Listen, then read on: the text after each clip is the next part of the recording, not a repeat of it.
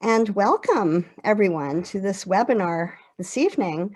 I'm Anne Havmeyer, Director of the Norfolk Library, and it is my pleasure to introduce my friend and colleague, Dianne Pierce.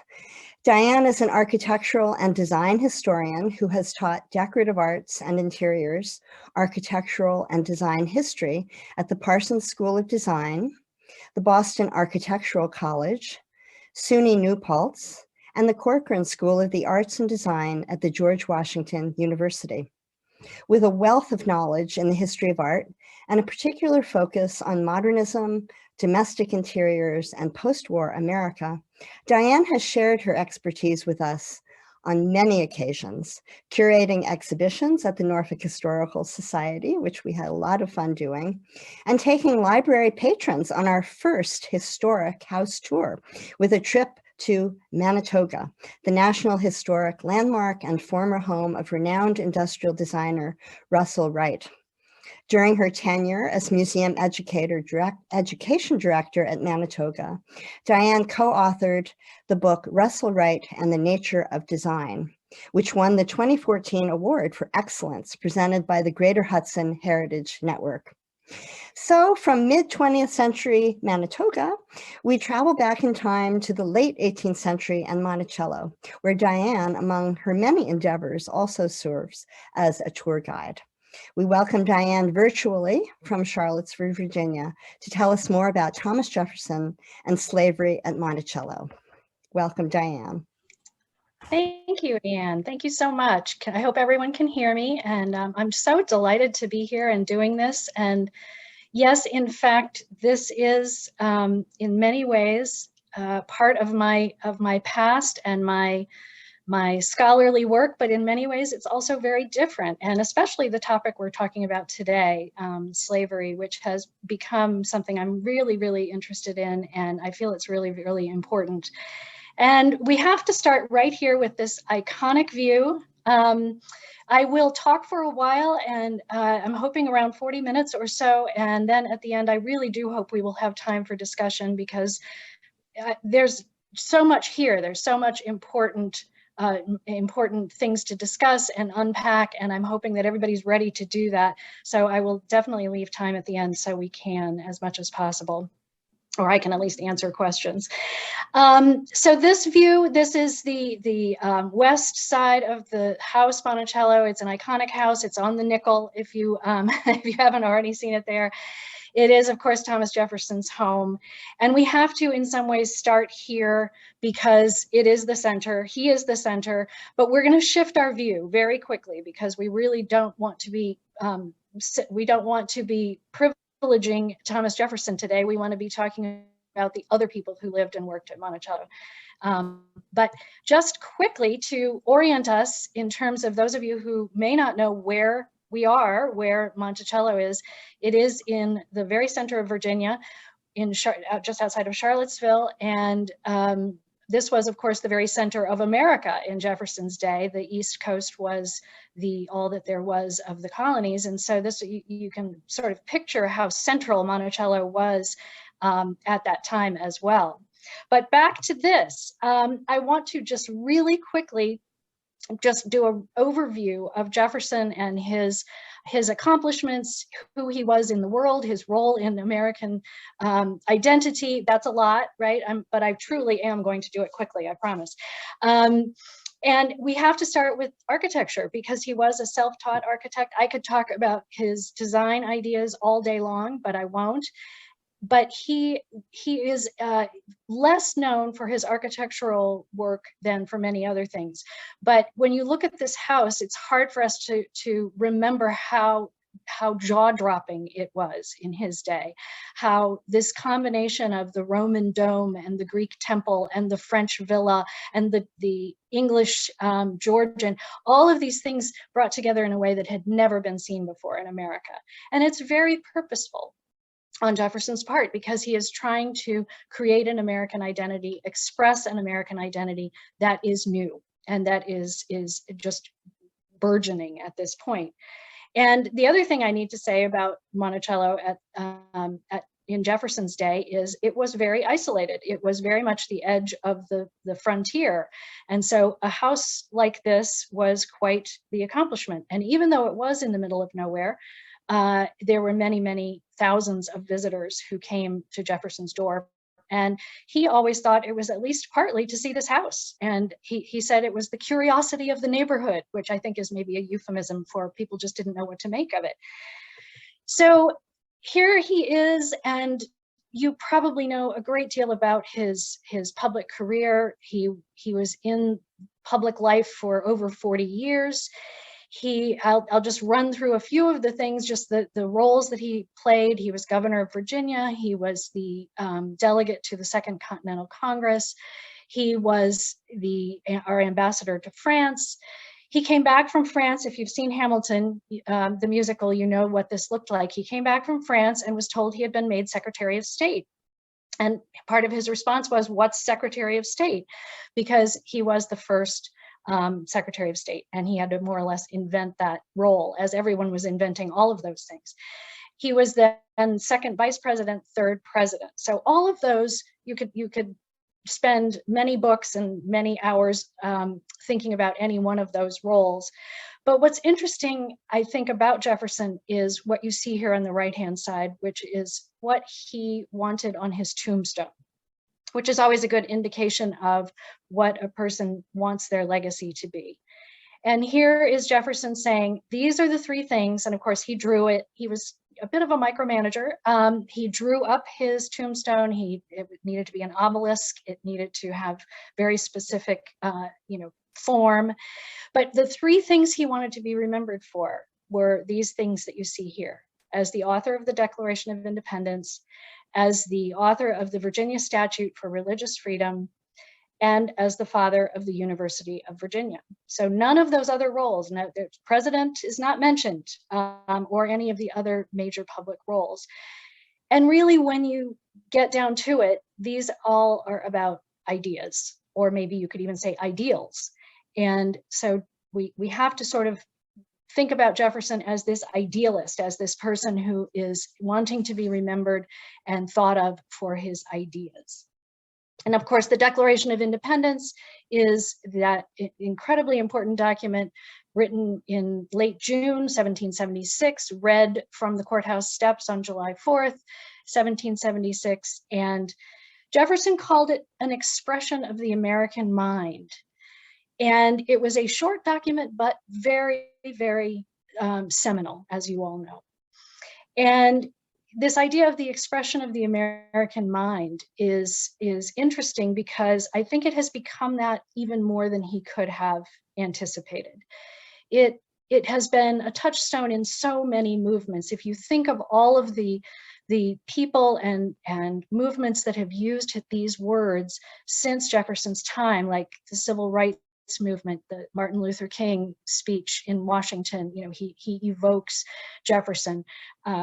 Abraham Lincoln, women's suffrage, the list goes on and on of the times that these words have been used and reused, and they mean different things. So it's really a living document. And so I think it's not surprising that Jefferson felt that this was one of his major accomplishments. And these really, again, these epic words, and these are the words I want us to really have in our minds as we begin to look at this institution of slavery and the slaves at Monticello. Everyone, of course, has already, I'm sure, reckoned with this contradiction, this idea we hold these truths to be self-evident, that all men are created equal. And yet Jefferson himself owned as property 600 people in his lifetime. So there's this we're starting to get into the contradictions, the paradox, the difficulties of this. So the Declaration, the second thing that he wanted on his tombstone, if you remember, is this bill for religious freedom. It was enacted in Virginia in 1786, and it basically sets up the principle of separation of church and state, which Jefferson was a very big fan of this idea, and it was radical. It was absolutely a new concept that there would not be a state religion. And so this is a very important part of his legacy, and we'll see a little bit more about that later on. And the third thing had to do with education, public education. Of course, he called it universal education, but what he meant by universal is not at all what we mean by universal. He was talking about white men of property, but it still was meant to be widely available, more so than it had been in the past. So here's the University of Virginia, his great crowning achievement. He designed the buildings, he hired the faculty, he designed the curriculum, he made a list of the books for the library. It is very much Jefferson's idea and Jefferson's project.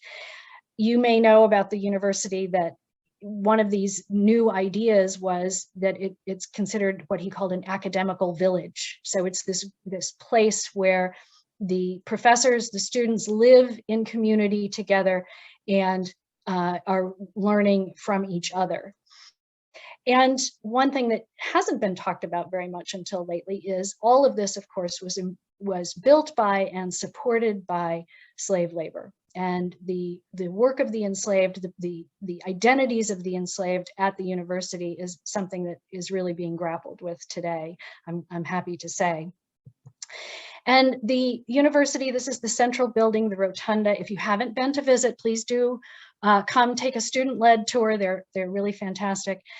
But the rotunda, the central building, is unique and new at that time because for the first time you have a university that is not built around a church or a chapel, but it's built around a library. So this is a very Jeffersonian idea that the central building is a library. And just as a note, the University of Virginia plus Monticello are together a UNESCO World Heritage Site. And so if you do come visit them both because they are very much a matched set. So I do want to switch our view. I want to change now from foregrounding Jefferson to trying to look at the world through a different lens. And this gets more complicated. It gets a little more difficult. There's much less documentation about this group of people, the enslaved people. And I show this image just to give a sense of the sort of more fragmented and not quite, maybe even a little more underground almost element of how many people who lived and labored at Monticello would have seen this house. So, we're going to try to get a little bit inside the world of the enslaved people at Monticello. And as I said, there's less documentation about this group. And there are three main ways that we know about them. And I just want to briefly mention them. The first one is Jefferson himself. Not surprisingly, he was an avid record keeper. He was an avid documentarian. He left so much information about himself, about his lifetime and everything else. And not surprisingly, he also left information about his slaves. And there's a great deal of information that is there. But we have to always remember any information is a particular lens. And Jefferson left a lot of documentation, but it's his viewpoint. I'll give you one example. This is just a little window, I guess, into this idea. So Jefferson kept a farm book in which he wrote information about his enslaved people, and I'll show you a page from that in a little bit and talk more about it. But when he was talking about the enslaved people, he called them by a name that he decided was going to be their name. In other words, a lot of times he did not mention their last name. So most enslaved people had a first name and a last name, but he didn't always record that. He just would record their first name. And a lot of times it would be a diminutive. In other words, if your name is James, he's calling you Jamie. And so that's a little bit of a control factor there that gives an indication of even down to naming, he has that kind of control. But it's also just important to remember, if you read Jamie, that may or may not be what James Hemmings wanted to be called. So it's Jefferson's viewpoint. It's not the only viewpoint. So his words and his information is one way we know about the enslaved people. Another way we know is through their own words. And this is primarily oral histories. This is primarily their stories passed through generations. And for years, for decades, we didn't pay a lot of attention to it. The idea was if it wasn't written down, it wasn't important or it wasn't significant. And we are now realizing that the stories of the enslaved that they passed through the generations are consistent and they are very, very important. And I'll talk a little more about that a little later on as well. But their words are just as important as Jefferson's words, and we're trying more and more to really gather those and understand them. And the third way that we know about the enslaved people is archaeology. It's in the ground. And it's we've been doing archaeology at Monticello for 30 years or more. And of course, not surprisingly, it began around Jefferson family and Jefferson related artifacts, but now we've really expanded and we're very interested in, as much as possible, documenting the world of the enslaved people. So when you look at the house, you look at Monticello, it's in many ways, it's just a physical representation of a lot of realities of this time and of the institution of slavery. This is a really good example of that. There's the house in the center, and you may notice that there's actually a level change that you're seeing in the foreground. So you have Jefferson, very, again, self-taught architect, incredibly clever about these things. He created this very clever separation of this hierarchy of spaces. So Jefferson and his family are walking on that terrace that you see at the in the center there, and then below ground is the work of the household, the work of the enslaved people. And so he, even in the physical form that the house and the environs takes, he's expressing something about these differing groups and the inequalities that we're going to talk more about. This is a nice picture. And I'm going to show you a lot of really nice pictures, but I want to just point out the obvious, I guess, which is that this topic is difficult. It's full of things like forced labor and violence and loss of basic human rights and fear of family separation. Just these are tragic and very difficult things to talk about, and also difficult things for us to wrap our minds around. So I'm just going to try to give us a few little windows into some of these things. And Monticello is a plantation. That's a very important part of Jefferson's legacy as well. And a plantation is a place where things are grown, but it's also a place where enslaved labor does the work. And here you can see one thing that I think is really interesting about Jefferson is his impracticality. You can see he built his house on a mountaintop, which was at the time just unheard of and incredibly impractical. Everyone lived on rivers, that was the smart thing. And again, we can't see what this cost in terms of the human cost, but mountaintops, as you know, are pointed generally, and this one was as well. And it took a year's worth of enslaved labor with wheelbarrows and shovels to create a flat spot on the top of the mountain so Jefferson's home could begin to be built. So it is a plantation, and it is inherited land. It was about 5,000 acres altogether. Jefferson inherited land from his father. He inherited land from his father-in-law, and then he bought land. And so this was a good-sized chunk of land. And it was always going to be, or was supposed to be, the source of his income. And we'll talk more in a bit, but I can just say overall, it never really was. That part never really went especially well. In some ways, it was due to his own issues, and in some ways, it was things completely beyond his control. But the other thing I want to point out here is You can see the garden. We're going to look at that in a minute. And the pathway that you see sort of in the center of this slide that leads up under the trees there. This is called Mulberry Row.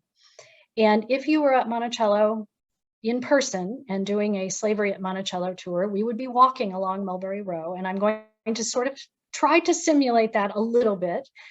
And Mulberry Row was sometimes called the main street of the plantation. It's where the work, the enslaved people's work, and in some cases housing was. And so you can think of that as a real spine of an important spine up on the mountaintop. All right, so the realities, as I've said, the realities of slavery, the realities of the world of the enslaved, hard to get at. This image, there aren't very many images. It's not something that people at the time paid attention to, and there just has not been a lot of emphasis on creating images around slavery. So this one is one you can Google and you find this, and the more you look at it, the more you think, well, wait a minute, this is so idealized. There's this golden light bathing this scene, and I doubt that every day and every moment was as pleasant as this makes it seem. So we have many myths that have come down through the years of those sort of the happy slaves, all of those kinds of things, which I'm happy to talk about, but I'm not going to dwell on them because they're obviously they are myths. And the legacy of slavery is still with us today, and that I don't even really need to comment much about that, except people do come to visit at Monticello sometimes and they say, I don't understand why you talk about slavery. That's over. That's history. And the truth, of course, is that we are still living in a world that is as a result of this institution. And again, we can talk much more about that. I wish we could have a real dialogue, but it's not history. It is still with us, and that's why it's important that we talk about it. Now, I like this graphic because you can think of this as a little snapshot of Monticello. This is the 1790s, so sometime in there. And if you look carefully, look at the left-hand side, and you'll see this is the question, who lived at Monticello?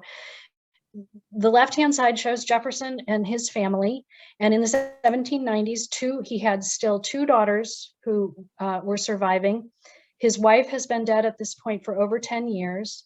And of their 6 children, only 2 survived into adulthood. And by the time he retires in 1809 from the presidency, only 1 child survives, and that's his daughter Martha. So if this little representation were shown in his retirement years, you would only see 1 daughter, and then her children. She had 11.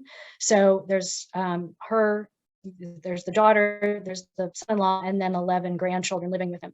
So that's his white family there on the left-hand side. Down below there, you see some white workers. So these are things like carpenters and joiners.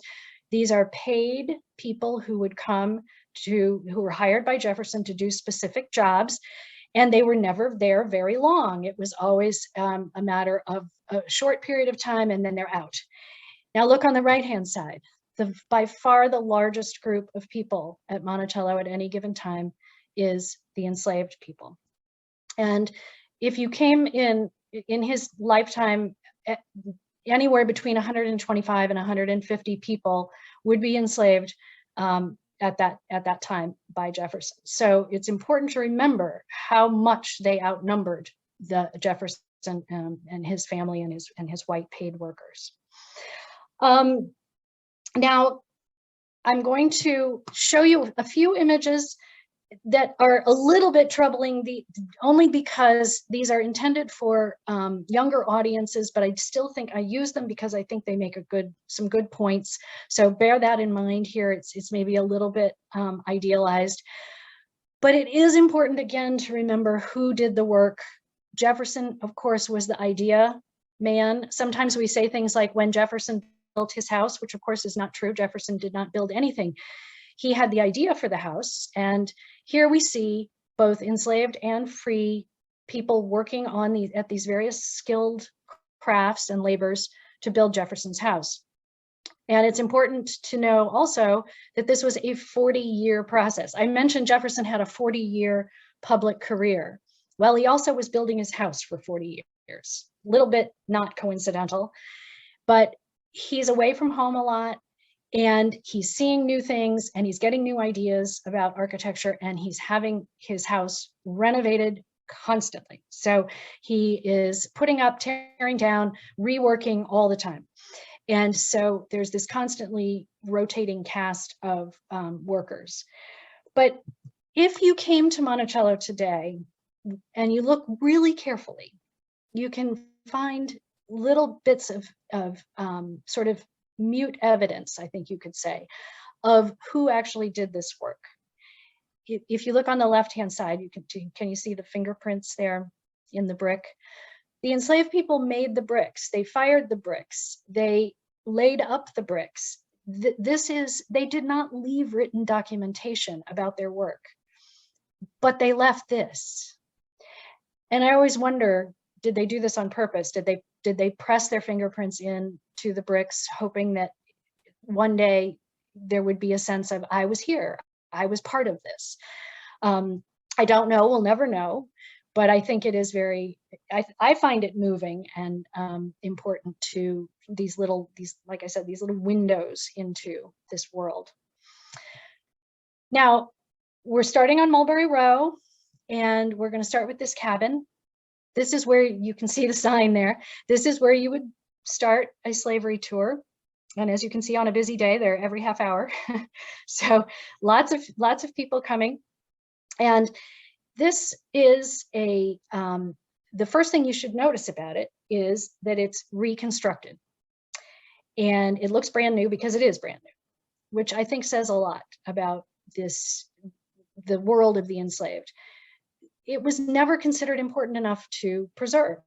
And unlike Jefferson's house, which of course has been just so much minute attention given to preserving and protecting the physical structure, with the world of the enslaved, it was just allowed to disappear. So we've had to literally reconstruct their world.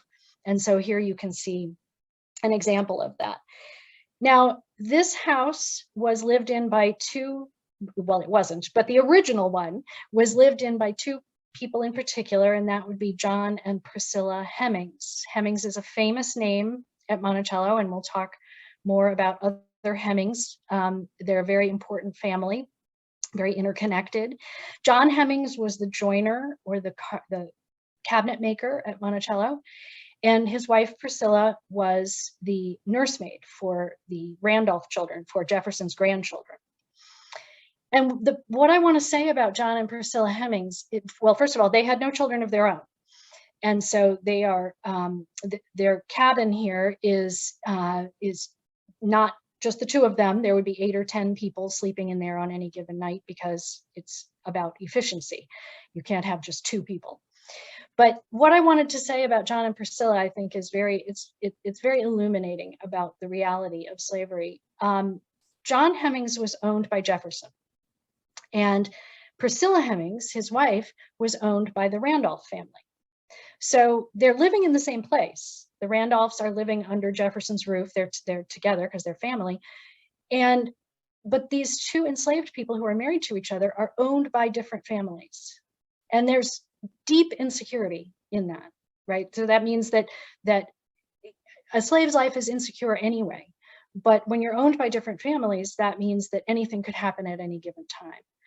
So it's important to think about that. And I'll just give you one tiny little, I don't know, glimpse into that. Priscilla Hemmings was, as I said, the nursemaid for the children. And as the children grew up, they are moving away. These are the white children, Jefferson's grandchildren. They are moving away, and they're writing letters to each other. And in those letters, they talk about Priscilla. They called her Mammy. And they say things like, do you remember how kind she was? Do you remember how much she loved us? Do you remember how there was nothing she wouldn't do for us and our well-being? And we read these letters and we think that's so sweet, right? That's so lovely that there was this love. But again, you have to think viewpoint. Priscilla Hemmings was not literate. She did not leave a record. She did not leave letters. What we have is the grandchildren telling us they felt loved. But Priscilla Hemmings knew it was in her best interest to make sure that they felt loved, because her life was insecure. And probably some of those children were going to grow up and be her owners one day. So we have to remember whose lens we're looking through when we are thinking about all of this. All right, so obvious comparison here. This is one of those classic compare and contrast. Here's Jefferson's home. Here's John and Priscilla Hemmings' home, just a few yards away. And the obvious inequities and the obvious differences. But one of the less obvious things, I think, has to do with ownership and the idea of control.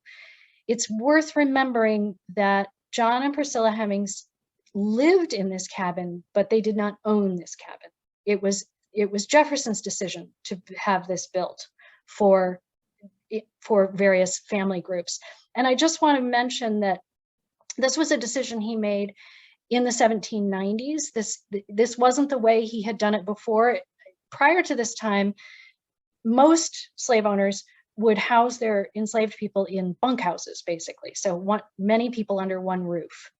But in the 1790s, Jefferson decided to start housing people in their own dwellings. And you can think about it from his point of view. Why would he do that, right? It has to do probably with germs.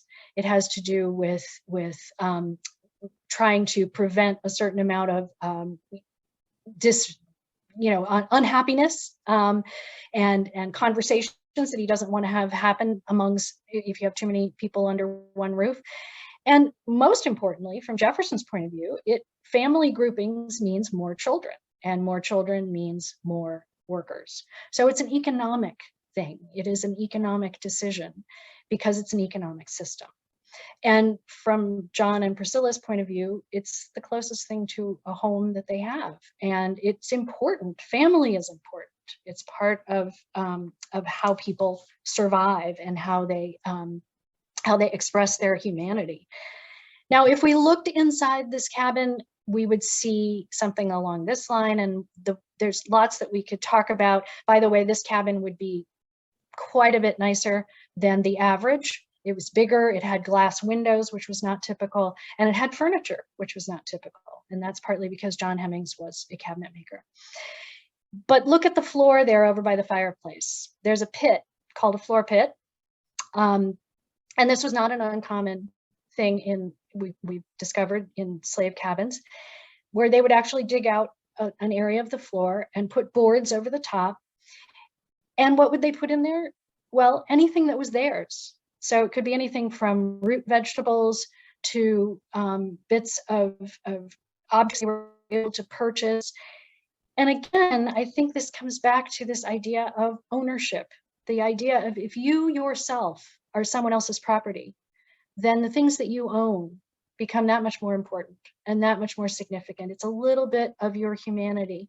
And the idea, this is mine, is a really significant idea. And I think that's really expressed in just this little vignette.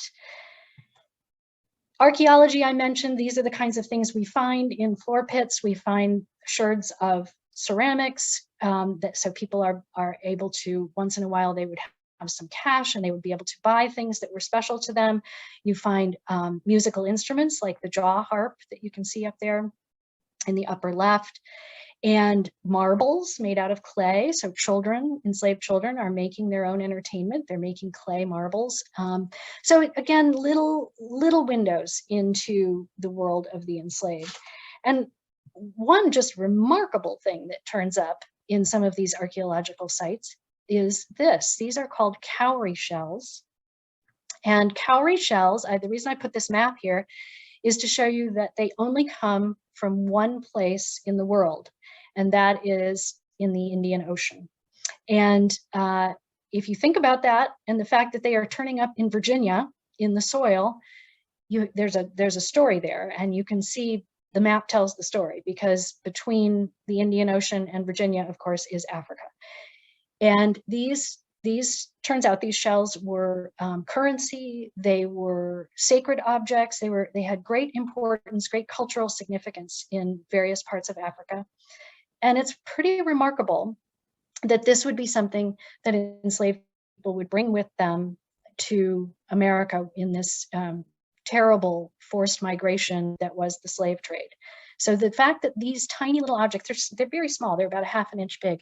The fact that these would turn up in Virginia, they have absolutely nothing to do with the United States. They have nothing to do with Thomas Jefferson or anything other than identity and culture and a sense of self that is completely separate from the everything that we usually think about when we think about Monticello. I want to keep my eye on the time here. So, all right. Back to the overview here, I just want to orient us where we're heading. You can see on the lower left where it says Hemmings Cabin, that's where we just have been. We're going to walk along Mulberry Row a little bit. We're going to look at the workman's cottage that you see there on the left, and we're going to get to the storehouse for iron that you see there in the center. And so just that's kind of, you can picture us walking along Mulberry Row. And here's one of those idealized images of what Mulberry Row might have looked like.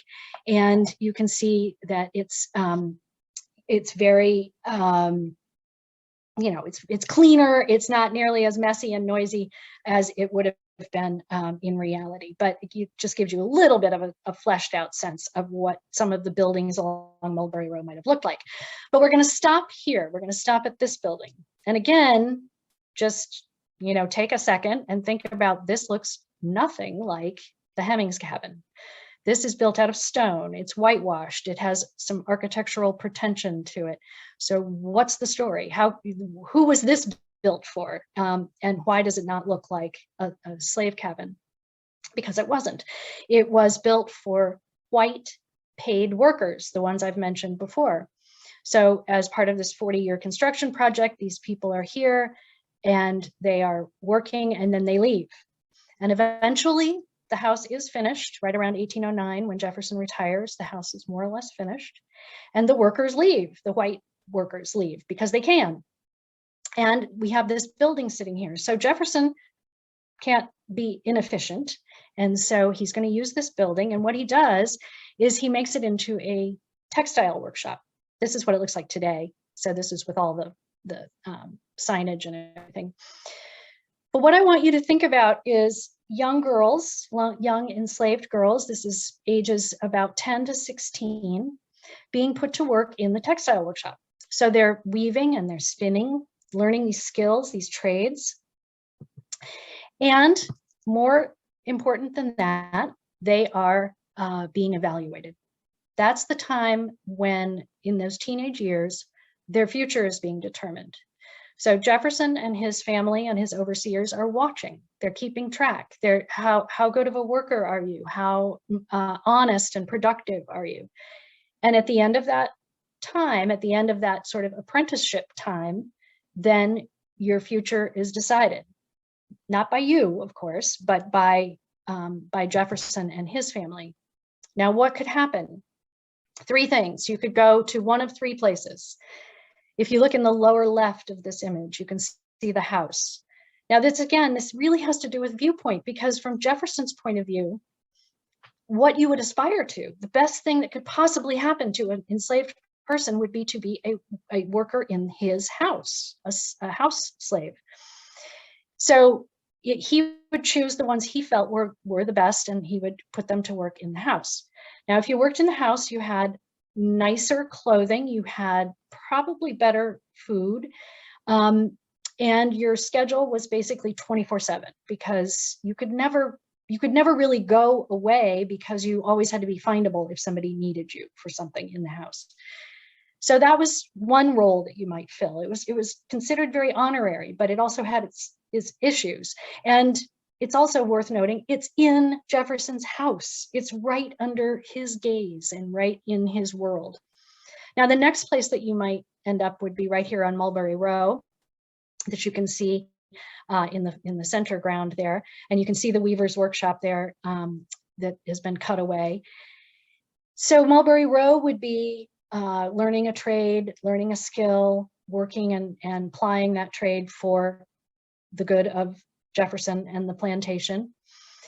Your schedule, if you worked and lived on Mulberry Row, was 6 days a week, sun up to sundown, and that you had 1 day a week that you could do other things, which we'll talk about in a second. Now, the third group, by far the largest group, was the people who Jefferson considered not trainable, not honest, not responsible. And so they would be sent, as he said, into the ground, which by that, what he meant was working in the ground. So field labor, hard manual labor, and the schedule is the same, 6 days a week, sun up to sundown. You can see in this map on the upper left, you can see the house up there on the way upper left. And then you can see these other large names, Lego, Shadwell, Tufton. These were called quarter farms because they had quarters. They had slave quarters associated with them. And so if you were a field slave, you would live and work right there. You would be, and you can see from this map, you would be far away from the house and the life of that side of the plantation. You would have a almost completely separate life. And you'd be living in community. You would be with people of your own family and people that you knew well. You were not under the gaze as much. There's the image in the lower right does show an overseer, and there were overseers, but it is a different kind of life. So you can think about, from the point of view of an enslaved person, would you agree with Jefferson that the best thing that could happen to you would be to be working in his house? Well, maybe, maybe not, but it doesn't matter because that's his idea, and he's got the control. All right, we're going to walk a little more along Mulberry Row. This is what it looks like today. It's very pastoral and beautiful. And as you can see, the buildings have mostly disappeared. So we're going to walk just a little bit more, and we're going to stop here at the garden. And we're going to just quickly say that it is a 1,000-foot-long vegetable garden. It's part of a much larger complex of orchards and vineyards and all kinds of growing that was done here on the site. And 1,000 feet long it's big, it's intense, it's a lot of work. It took a lot of work to create it. You can see in the foreground, there's a pretty substantial hill there. So there was an embankment that was actually built to create a microclimate there so that things grew better. And again, think of the work. This big idea, 1,000 feet. It has to be 1,000 feet long. It has to have an embankment. You know, that's all of that is carried out by enslaved labor. Now, Jefferson looks at this garden and he sees, and by the way, that pavilion in the center he had built so that he could look at his garden, so he could sit there in the shade and enjoy the sights and the smells of the garden. And when he looks at this garden, of course, he sees dinner, right? Of course, he sees food coming to his table, serving his family and his guests. He also sees, this is his dining room, he also sees a laboratory of sorts. He was in dialogue and conversation with people all around the world, bringing seeds and plants to Monticello and trying them out. This was before anybody knew anything about invasives. So he had no hesitancy about bringing plants from all around. And in fact, he says up there at the top, as you can see, the greatest service which can be rendered any country is to give it a new plant. And we may not feel that way today, but a lot of people have called the garden at Monticello a sort of Ellis Island of plants, and it certainly was. So for Jefferson, the garden is a laboratory. It is science. It's just fun. And from the point of view of the enslaved people, which might have looked a little more like this, it's work. It is just hard, difficult, in the sun work. And interestingly, it's not food. It's not about food for them. Enslaved people's food is coming from a different source, which looked something like this. These are rations. And so each enslaved person would get something along this line, every week. You can see it's cornmeal, a few fish, a little bit of meat, or very fatty meat. Now, I said rations, but it's also worth thinking about who raised the corn and who caught the fish and who slaughtered the animals. It's under Jefferson's control and ownership, but the work to produce your food as an enslaved person is still your work. And as you see these rations and you think this is for a week, for a person who's working 6 days a week, sun up to sundown, obviously this is not enough food. And so the expectation was enslaved people had to grow their own food. And they were given garden plots down the mountain, down the hill, and they were expected to grow their own food, grow their, raise chickens and catch fish, and that was the expectation. So they're rations, but it's not a complete plan for keeping people healthy and well fed. Now, I mentioned the farm book earlier, and here are a couple of pages from it, and so many things we could talk about, but it's just interesting to notice a few things about Jefferson's farm book. This is where he keeps track of crops and tools and animals, all the commodities of the farm, and on the same pages, the people, the enslaved people, are in that group of commodities. And if you look on the left-hand side, you can see one particular person that I've pulled out, one particular family group. This is the Hughes, and notice again, no last name. So this is Wormley and Ursula Hughes and their children, Joe, Ann, and Dolly, and then the dogs, which is also interesting because notice the number off to the right. This is Jefferson's tally of the Hughes family, which presumably includes 2 dogs, because otherwise it would net up to 7 people, 7 creatures. And so you have this incredible realization when you look at this, at the farm book, that these people are seen as and treated as commodities. And you can also notice, I mentioned rations, those are being listed here on the left-hand page, keeping track of who got what when, including the clothes rations there over on the left-hand side. Enslaved people were given enough cloth to make 2 suits of clothing, but it was their responsibility to make them. They were given the cloth. And by the way, the cloth was woven in the weaving workshop by enslaved women. Okay, so that's important too. And they were also given a blanket every other year. So those rations are kept track of as well.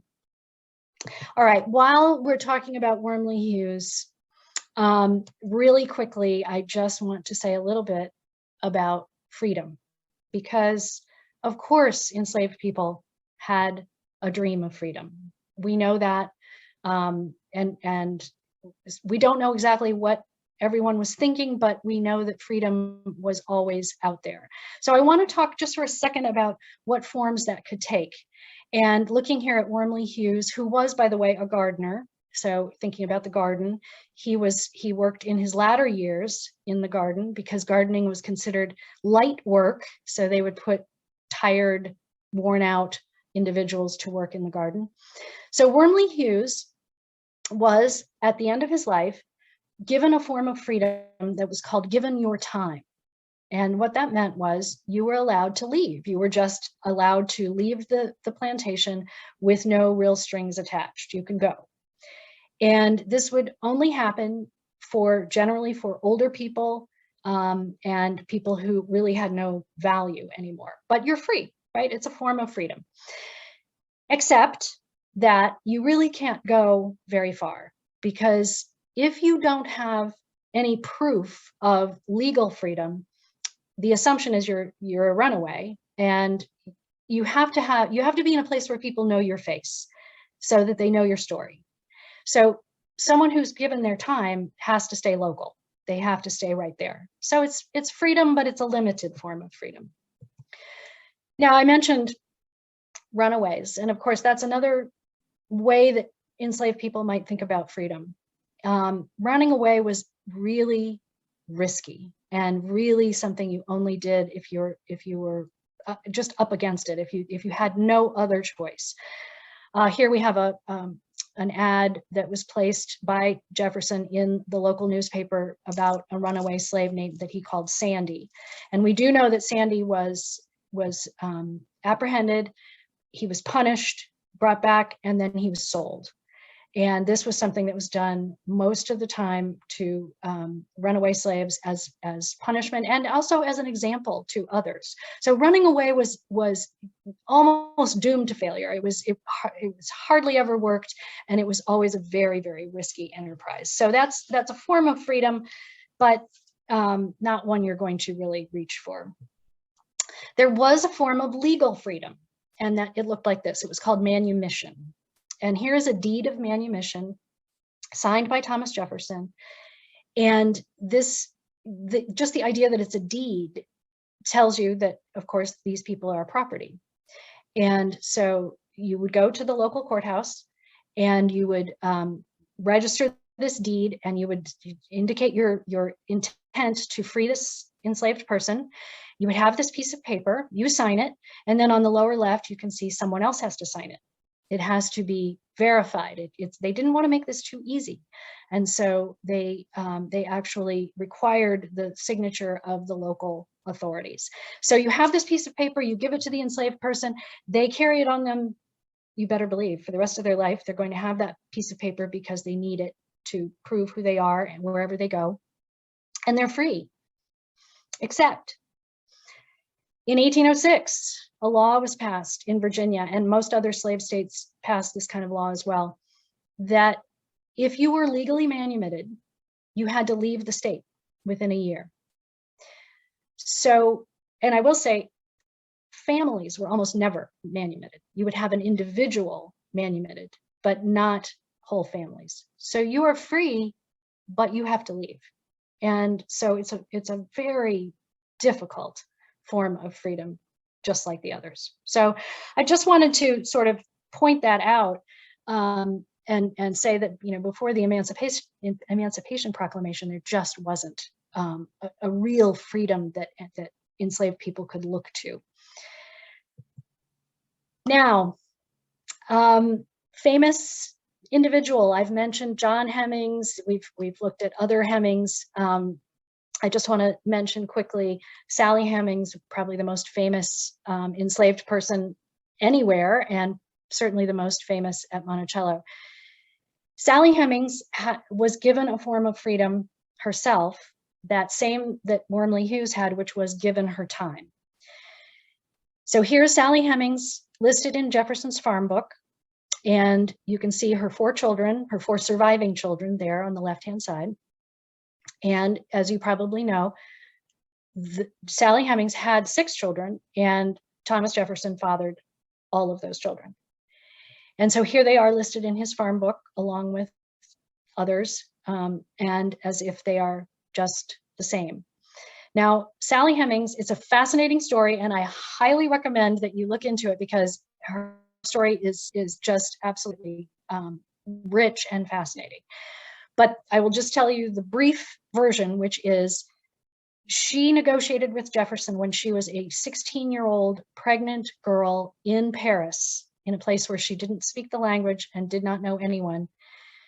She negotiated with Jefferson that she would come back to Virginia and be enslaved, again, because France, no slavery, if he would free her children. And of course, she didn't have children at that point, but she presumably knew that she would. And he kept his word, and she is the only woman whose children were all freed, one way or another. Different methods of freedom, but and I will just say that Beverly and Harriet, the 2 oldest ones there, were written up in Jefferson's farm book as runaways. And they also, we know, were not pursued. They are the only 2 runaways who were never pursued. And so there's a whole story there, of course, and much more to it, but that was how they gained their freedom. And it was obviously, an allowed freedom. And then Madison and Eston, the 2 younger ones, were freed in Jefferson's will, and we'll see that more in just a minute. Madison and Eston stayed with their mother in Charlottesville. Remember, she was given her time, so she couldn't leave she couldn't go very far, so she moved into Charlottesville. They moved with her. She died, Sally Hemmings died in 1835. And then they were free, because they were legally freed in Jefferson's will. They were free to go to a non-slave state. So they went off to Ohio. And then eventually Eston Hemmings, the youngest, moved to Wisconsin and was buried there, as you see on the left-hand side. What you notice is on Eston Hemmings' grave, notice the last name. He changed his name to Jefferson. He took on an identity when he moved to Wisconsin as a white man. And he became a completely, basically different person. That's what passing for white meant. Sally Hemmings' children were 7/8 white. So they were able to pass for white. That's another form of freedom that is so wrenching and so difficult, because you have to leave everything behind and become a completely different person with, in many cases, a different name. So here's Eston Hemmings Jefferson. So this is Thomas Jefferson's son, buried there on the left-hand side. And on the right-hand side is his grandson, John Wales Jefferson, grew up in Wisconsin and fought in the 8th Wisconsin Regiment, which was a white regiment in the Civil War. The ironies, the stories, the richness of this history is just incredible. And again, I'm only able to just sort of scratch the surface here, but I hope you're starting to see there's just so many layers to these stories. And there's so much contradiction, as we said at the beginning, there's so much paradox. And I just want to ever so quickly say, what are some of the conversations that we have here at Monticello with visitors about this? How can Jefferson say all men are created equal and have inalienable rights and also own 600 people? How is that possible? What do we do with that? How do we even start to wrap our minds around it? People talk about Jefferson being a man of his time, right? It's all he knew. It's what he was familiar with. It was what he was raised with. True. The work of the plantation, somebody had to do it. He needed all those people to do the work of the plantation. Also true. And he had a different definition of what all men is, right? That's probably true as well. But it's also worth pointing out that in terms of the man of his time, Jefferson was not a man of his time in so many ways. He was in many ways, but he also wasn't. He was a revolutionary thinker. He came up with ideas that had never been seen before about governance and human rights and separation of church and state and all of those things. So he's a man of his time, but he's also a revolutionary. And someone had to do the work of the plantation, but he didn't have to live in that style. So there's always another side. There's always some other thing that we have to think about, some other lens we have to look through. And so I'm just, like I said, I'm bringing up just a few of the concepts that come up when we think about this. And Jefferson, man of the Enlightenment, and this idea of rational thinking, of understanding the world through your intellect. And the Enlightenment, one of the things that it did that was so dark was categorizing human beings, putting people and people groups into hierarchies. And Jefferson was very much of that mindset. And so when he says all men are created equal, he's actually not necessarily meaning all creatures. He's meaning that there are certain groups of people that are better.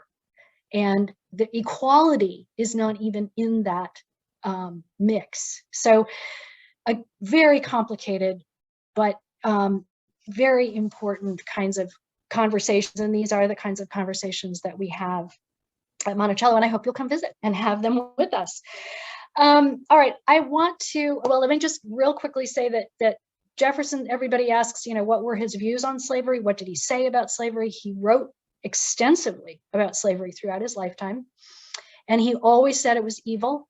He always said it was wrong. He said in the upper left there, we have a wolf by the ears. We can't let it go. We can't hang on to it. It's no-win situation. It's an abomination. God will judge us for it. But you also notice the second part of the quote there in the center, but I don't have a solution. I don't know. I don't have, so basically what he's saying is slavery is wrong and I don't see a solution. And that's, you can call it kicking the can down the road, which it certainly was. He also recognized that it was going to be the work of other generations to solve it. So he's saying it's wrong, but he's living in the system. So it's a very difficult thing to unwrap. All right, we're going to finish up. We're going to walk a little further down Mulberry Road, and we are going to talk about one particular family. And I'm aware of the time, so I don't want to go too long. I want to talk about the Fawcett family, F-O-S-S-E-T-T. And Joseph Fawcett was a blacksmith. So he would have worked in a building like this. This was a storehouse for iron. And when I say iron, I mean this. These were rods of iron that were used for nail making. And remember, the girls were put to work, the enslaved girls were put to work weaving as teenagers, while the boys were put to work making nails. And so in the nailery, they were taking nail rod and they were making nails. 800 to 1,000 nails a day was their quota. And they're being watched and judged, and their future depends on it in the same way that we saw with the young girls. So Joseph Fawcett is in charge of this, this industrial complex, if you will. It looked something like this. He's the blacksmith. And right around a little before 1800, Joseph Fawcett marries a woman named Edith Hearn. And Edith Hearn was a cook. And also right around 1800, in fact, in 1800, Jefferson was elected president. And so here's one of these viewpoint things. Jefferson goes off to Washington and he needs a chef in the White House. And he wants his enslaved chefs at Monticello to be trained in French cooking, the finest cuisine of the time. And so he takes Edith Hearn, Fawcett, she's newly married to Joseph Fawcett, off to Washington, and she's going to learn to become a French chef. Now, from Jefferson's point of view, this makes perfect sense. This is logical, this is rational, this is just smart. From Edith and Joseph's point of view, it's torment. They're newlyweds. They don't know what's going to happen. They don't know how long this is going to last.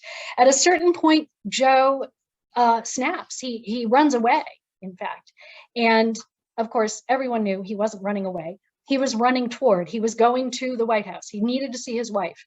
And he does, he turns up at the White House, the president's house, and they have a reunion, very brief. He's brought back and put right back to work at Monticello. And would his fate have been different had he not been so important to Jefferson? Possibly, we don't know, but he was not punished as much as one would think he would be for this. Very interesting, Jefferson, when he writes about this incident, is completely baffled. He says very specifically, I don't understand why Joe, he calls him Joe, why he ran away, because he's never had a hand laid on him in his life. It makes no sense, right? So he can't see Joseph and Edith's connection and why he would want to go see his wife. It's just, again, a little window. All right. Jefferson dies in 1826, and in his will, he frees 5 enslaved people. One of them is Joseph Fawcett. You can see here in this snippet, he also freed John Hemmings. And as I mentioned, he freed his 2 youngest sons with Sally Hemmings. So here we have John Hemmings and Joe Fawcett, as Jefferson called him, being spelled out in Jefferson's will. They are now going to be free. However, Jefferson owns 135 people at this point, and he is deeply in debt when he dies, and the estate has no choice but to liquidate everything. So he dies on July 4th, you may know that, 1826, and 6 months later in January, they set up right here on the west lawn of Jefferson's iconic house, they set up an auction block. And they're selling off everything. They're selling off the furniture, they're selling the paintings, they're selling the land, they're emptying out the contents of the house to try to recoup some money to pay off Jefferson's debtors. I mean, the creditors. And also, as you see on this executor's sale notice, in bold print, what's going to bring in the most money? People, the 130 people, sold on an auction block, one at a time, to the highest bidder, which means separation, which means it's an economic system, which means heartache and torment of just of the worst possible kind. And so Joseph Fawcett has to watch his wife and 9 children by then being auctioned off. And what's amazing is he goes around to the buyers of his family and he makes deals with each of them to purchase their freedom. And he spends 10 years as a newly free man earning the money to pay for his family's freedom. And it works. And they are able to do that. They're manumitted. They all leave to go to Ohio, except one problem. Their son, Peter. Peter Fawcett was 11 years old when he was put on the auction block right here. And his buyer reneges on the deal. And he says, I know I said I would sell him, but I'm not going to. He's too good of a worker. And so the Fawcett family leave. They leave young Peter behind. At this point, he's 21. And he spends the next 10 years of his own life earning his freedom. And finally, at around age 31, he moves to Ohio. He moves to Cincinnati. And I meant to show you this. This is just Charlottesville. This is where Peter Fawcett and the rest of the Fawcett family went after they were after they left Monticello. This is a little bit of what Charlottesville, the nearby town, looked like. It was very small. And Peter Fawcett was purchased by the owner of this house. He lived in this house. It still stands. He served that man for 10 years, and almost 20 really. And he tried twice to run away unsuccessfully. And finally, as I said, he was able to purchase his freedom. He moved to Cincinnati, Ohio. He married this woman. Her name was Sarah. And I'm showing you the image on the right because Sarah was an early Rosa Parks. She refused to give up her seat on a trolley car in Cincinnati. And this was in the 1880s, so well before Rosa Parks. And she and Peter Fawcett were famous. They were really important parts of their community there in Cincinnati. And here is Peter Fawcett. He is 85 years old in this picture. It's 1900 is the year. So remember, he was 11 when he was put on the auction block. And he's now a successful merchant. And he also is a minister in Ohio. He has had a church for 30 years. He has ministered to his church and won't take any pay. And so here he is at age 85, and his congregation says to him, look, you have to let us, I'm paraphrasing here, you have to let us give you a gift. Just name it. What do you want? And he says, well, actually, I have a dream. I want to go home. And by home, he means Monticello. And so his congregation pays for his train ticket to go to Monticello. They pay for someone to pick him up at the train station. And he makes his way up to the front door of the house, which looks something like this. The house at this point, I don't have time to go into it, but the house is owned by a Jewish family from New York. The Levy family, very important part of the Monticello story. The reason they own the house is because of Jefferson's legacy of religious freedom, separation of church and state. And the Levys have this house as a shrine to Jefferson. And this is what it looks like. And this is who owns it when Peter Fawcett, the formerly enslaved young man, makes his way up and knocks on the front door and is welcomed in to Jefferson's entry hall, which looks like this. And if anybody's a screenwriter out there, this is a moment that is just waiting to be made into a movie, in my opinion. Here is Peter Fawcett being welcomed into Jefferson's hall by a Jewish family that owns the house. And he had probably never been able to even walk through the front door, maybe never even was able to go in the house as an enslaved child at Monticello. And here he is, greeted as a guest. There's a lot there. There's a lot about America. There's the good, the bad, the ugly, just the complexities of our history are all tied up in that moment. And I always like to picture it. I like to end with that story because 2 reasons, really. One is it's a nice story, and they're not all that nice. But there's also just the fact that it's Peter Fawcett's story. I couldn't have made up that story. I wouldn't have thought that's what he would think, but it is what he thought, and it's what he felt, and it's his story. And here's our Getting Word project, which is this gathering of the stories of the enslaved, their descendants. And it's so important. And if you have any interest at all, go on our website. My goodness, you will go down a rabbit hole and find all kinds of amazing stories. And it's just important that we hear directly from the people themselves and not put our own interpretations on things. So I'm just going to finish. There it is, the famous 1817 print and of the 1776 moment. And I don't know if you all have seen this, but Ancestry.com in 2017 recreated that moment with descendants of the signers of the Declaration of Independence, and look at the wonderful variety of faces that you see. And it's such a stirring and powerful story. And again, we could talk a lot about, have we lived into the Declaration of Independence or not? But I'm going to leave us with that image as maybe a hopeful way forward. And I know I'm out of time, but I do want to see if there's Anne, did you want to pass along some questions or comments? We've had a few questions that that you have actually already answered. One question is, where did Thomas Jefferson buy his slaves? Well, most of his slaves he actually inherited. And then he took great care to make sure, as I mentioned, that they're reproducing. So it's a self-perpetuating system. But he did buy at auction. And in various places. That was not uncommon. He would purchase one at a time from various neighbors. And so it was a fairly informal system. It would just, like a commodity. It just, where they came available, he would purchase. So. And Jennifer was also wondering why he was so indebted. I gather it was because Monticello was a failing enterprise. Yeah, I mean, what we usually say is 2/3 bad luck and bad crops and all kinds of things that went wrong, and 1/3 just overspending. He did not have to have Italian wine all the time, but a lot of he really could not live within his means. So 1/3 overspending, 2/3 bad luck, and he was massively indebted by the end. And that's the simple version. There's a lot more to it, but that's the simple version. Well, this was just a wonderful program, Dianne. Thank you so much.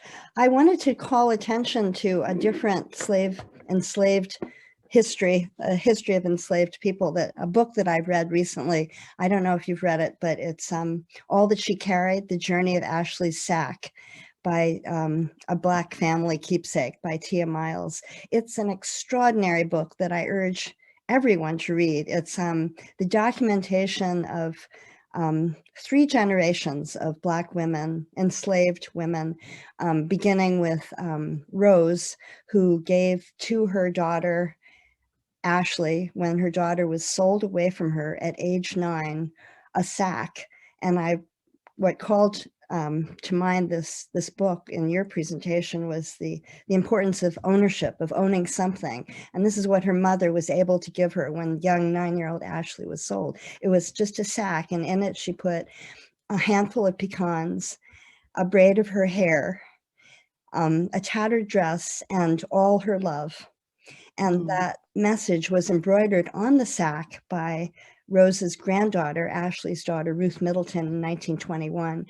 And at that point, the history sort of ends. At some point, the sack made its way to the National Museum of African American History, where Tia Miles discovered it and put this incredible story together. And it's just a brilliant, sort of enhanced interpretation of an undocumented history through the importance of oral history, as you said. And I urge everyone to read it because it's just a wonderful a wonderful book. But in any case, I don't know if anyone has any more questions. It looks like there are no more questions. So I've stunned you into silence. you have given us a lot to think about, and it is a lot. It's a lot. So I'm sure we've enjoyed listening to these various stories, and thank you so much for wonderful program, wonderful slides, and hopefully everyone can make it down to Monticello at some point. Yes, come visit. We are open, so come visit. Great. Okay. Well, thank you. And before we go, could you say the title of the book again? Somebody Yes, the title of the book is All That She Carried: The Journey of Ashley Sack, a Black Family Keepsake, and it's by Tia Miles. It actually won the National Book Award for nonfiction this year. And it's a pretty dense book, lots of footnotes, and but it's just a wonderful recreation, in a sense, of this, the history of an enslaved 3 generations, and a way for us to look at trying to document a history that's undocumented, basically. So it's a good read. Anyway, that is that. So thank you so much. Thank you, Dianne. And thanks everyone for joining us. And we will have this video processed and posted on our YouTube channel if you want to direct anyone to take a look. Great. Thank you. Good. So goodbye. Have a nice evening, everyone. Thanks for attending.